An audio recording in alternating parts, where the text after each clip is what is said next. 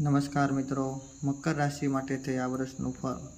મકર રાશિને આ વર્ષ ખૂબ જ સારું અને લાભદાયક રહેશે. કાર્યક્ષેત્રની અંદર પણ લાભ છે, વ્યાપાર વ્યવહારમાં પણ સારું રહેશે અને જે વિદ્યાર્થીઓ ભણે છે તેના માટે પણ ખૂબ લાભદાયક રહેશે.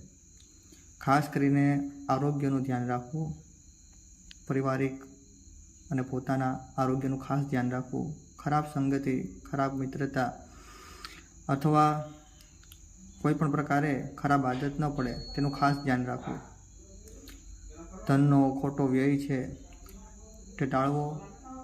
બાકી દરેક પ્રકારે જે કંઈ પણ કાર્ય કરતા હોય તેમાં આ વર્ષ ખૂબ લાભદાયક રહેશે.